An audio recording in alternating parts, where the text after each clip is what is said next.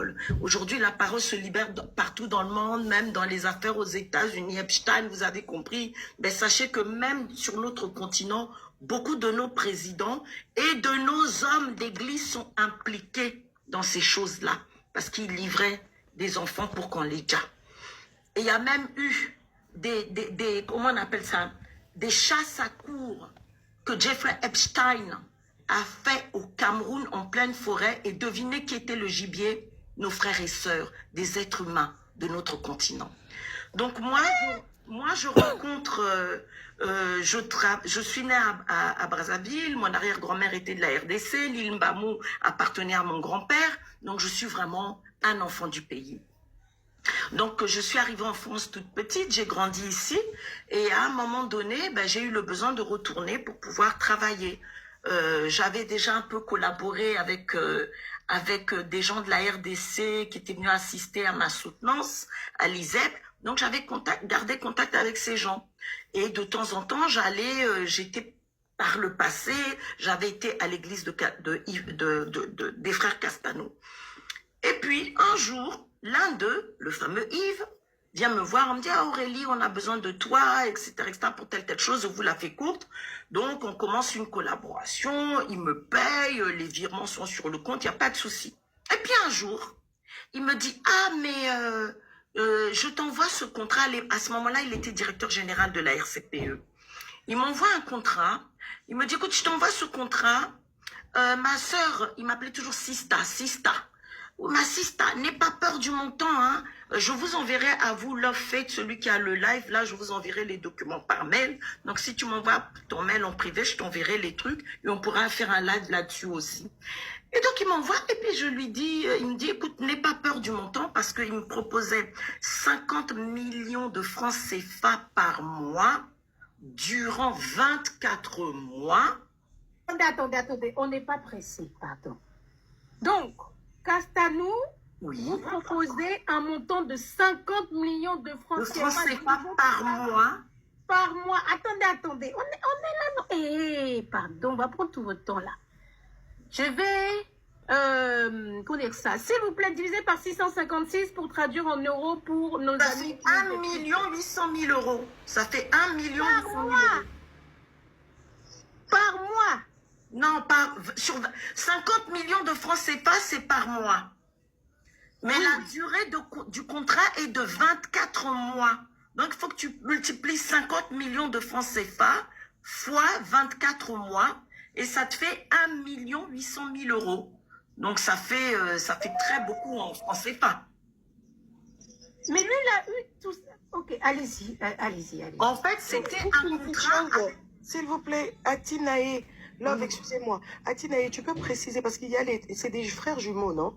Oui, c'est Yves. Moi, j'ai parlé de Yves. C'est celui... Alors, c'est celui qui était DG de l'ARCPE. Donc, c'est celui qui est au Congo-Brazza. Oui. C'est celui qui était DG à l'ARCPE. Mais il vient souvent à Paris. Il y en a un qui est au pays et il y en a un qui a une église en France. Voilà, mais c'est bonnet blanc, bonnet. Ils fonctionnent tous pareil. Oui, je sais bien, oui, je sais. Voilà. Très bien, allez-y, continuez. Voilà, donc prenez votre temps, hein. Prenez votre temps. Le légendaire va attendre. On est très intrigués par cette histoire. Voilà. Donc, à l'époque, nous sommes en 2010. Nous avons collaboré, je pense, à partir du mois d'avril. Avril-mai, oui.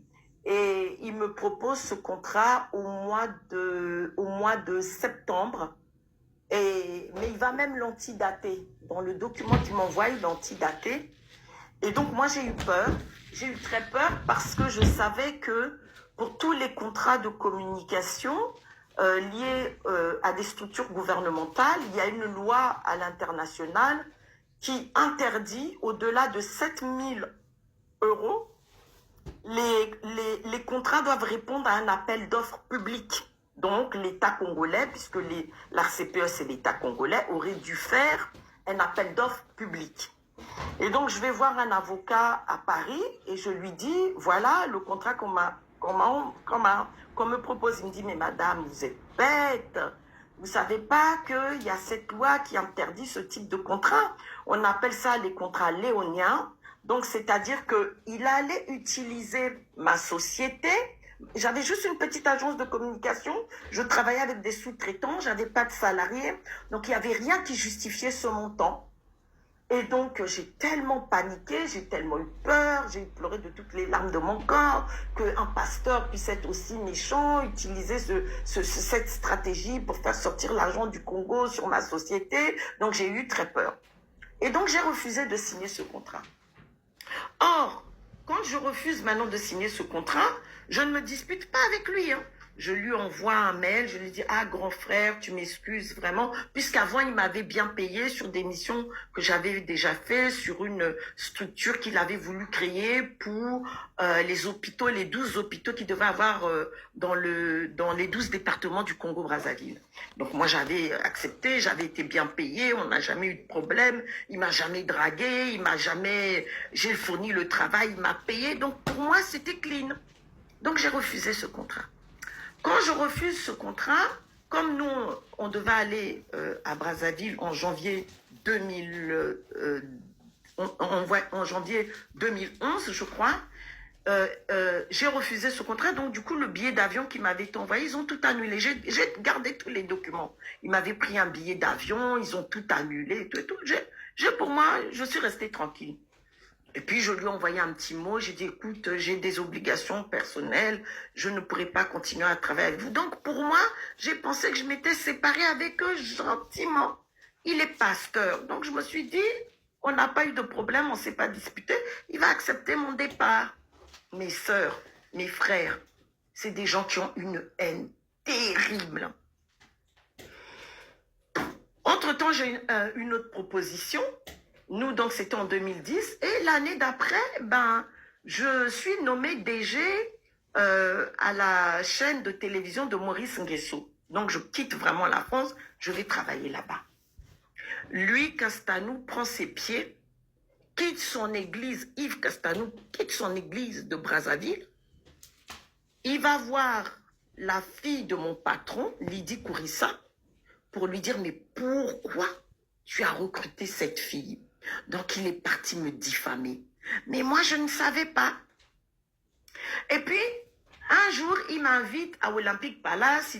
Il dit qu'il fait les vœux pour la RCPE. Il m'invite, il me met à droite à sa table. Tout ça, je le découvre plus tard. Hein, parce que vous pouvez me dire, mais pourquoi tu n'as pas compris au début quand tu as refusé le contrat? Tu n'allais pas y retourner. Ben non, moi, j'ai refusé le contrat. On n'a plus eu de contact. Donc, je me suis dit qu'il n'y avait pas de problème. Je vais à son invitation au déjeuner qu'il fait. Il me met à droite à sa table. Moi, je mange, etc. On parle et a priori, pas de problème. Le soir, quand je rentre, mes frères et sœurs, je vomis, je vomis, je vomis, je vomis. Et je suis hospitalisée dans une petite clinique chez un Libanais. Mais je n'arrivais toujours pas à faire le rapprochement avec lui. Et ce n'est que plus tard que je vais découvrir par d'autres personnes, parce que cette expérience avait été tellement violente pour moi, que je vais découvrir par d'autres personnes qu'en fait, il y a ce qu'on appelle des contrats d'âme. Les contrats d'âme, ces pasteurs sont en majorité francs-maçons. Ils sont dans des loges maçonniques et ils pratiquent ce qu'on appelle la cabale inversée. Dans la franc-maçonnerie, vous pouvez même taper sur ChatGTP, il peut vous donner quelques informations. Vous verrez que il y a plusieurs degrés, du 1er degré au 33e degré. Or, à partir du 15e degré, du 15e, 17e degré, vous êtes obligé de commencer à faire des sacrifices humains, des djas. Vous êtes obligé de veiller les enfants. Et c'est ce que vous découvrez là, dans la sphère publique, dans l'affaire qui est aux États-Unis là. Et donc, vous êtes obligé de commettre des actes pour pouvoir intégrer la loge, dont le sacrifice des personnes. Et c'est par une dame qui me suivait que j'apprends, mais non, ils ont voulu sacrifier ton âme. Parce que si tu avais signé ce contrat, parce qu'il faut toujours un échange avec les ténèbres. Quand tu signes le contrat, on te donne l'argent. Donc, c'est comme si en retour, tu avais reçu, toi tu as signé le contrat, mais toi tu ne sais pas que c'est pour un sacrifice d'âme. Et tu as reçu l'argent. Donc, c'est comme si eux, ils t'avaient rendu l'énergie pour laquelle tu as contracté. C'est un contrat. Et c'est lorsque j'ai commencé à assister à des conférences, vous pourrez le trouver sur YouTube, d'une personne qui s'appelle Monsieur Pierre Ponceau, qui a commencé à expliquer tout ça. Et une dame camerounaise aussi qui a témoigné de graves problèmes qu'elle a eu, elle aussi, dans son pays. Je vous témoigne parce que je veux que vous sachiez, c'est des pratiques qui existent. Nous vivons une époque très difficile. Faites attention. Tous ces pasteurs-là ont vendu leur âme au diable. Ils font partie des loges. Et pour en revenir à notre maman Blanche, ils ont sacrifié cette femme. Ils ont probablement même, là je ne veux pas dire, pour pas qu'on me porte plainte pour diffamation, sur l'affaire de Castanou, j'ai toutes les preuves, donc il n'y a pas de souci. Ça, on pourra faire un live, je vous envoie les documents et tout, on pourra discuter. C'est des gens dont leur Dieu est l'argent. Ils s'en fichent des fidèles. Les fidèles deviennent pauvres, mais ils doivent toujours cotiser, toujours faire ceci, toujours participer à cela, leur collecte de fonds. Pendant ce temps-là, tous les biens immobiliers des églises, tous les biens immatériels, les ordinateurs, tout, appartiennent à eux-mêmes. Ce n'est pas sous une association. Leurs commissaires aux comptes sont des Judas. Ce que j'essaie de vous expliquer avec beaucoup d'émotion, Baba escroc, Baba escroc. Vous comprenez? Nous, on y va avec la bonté de notre cœur. Maman Blanche a été dans ce mariage avec la bonté de son cœur. Son papa était déjà un très grand avocat. Très, très grand avocat. Elle est née dans une famille où il y avait déjà l'argent. C'est monsieur Tunassim, je l'appelle même pas monsieur, c'est ce fou-là qui n'avait pas d'argent et c'est au contact de cette femme-là, de notre maman Blanche, qu'il a pu évoluer. Et je voudrais vous donner aussi une information que d'autres ont déjà, mais peut-être que vous avez oublié. Tunassi, Marceline, là, lui, il est métis. Et il a grandi dans une famille d'Hollandais blancs. Et bien, vous savez ce qu'on lui faisait? Parce que c'est les rites chez eux, là-bas. Lui-même, quand il était petit, il était déjà V par sa propre tante, par sa propre tante Blanche. Donc, il est né dans un environnement où on lui a déjà appris à faire ça. Nous n'avons pas affaire à des gens normaux, nous avons affaire à des démons incarnés dans des corps humains et qui veulent porter nos âmes à la perdition. Toutes les églises que vous voyez là sont quadrillées par la franc-maçonnerie. Par exemple, en France, toutes les églises sont rattachées au ministère de l'Intérieur. Mais le ministère de l'Intérieur, c'est quoi? C'est pour assurer la sécurité intérieure d'un État. Vous comprenez?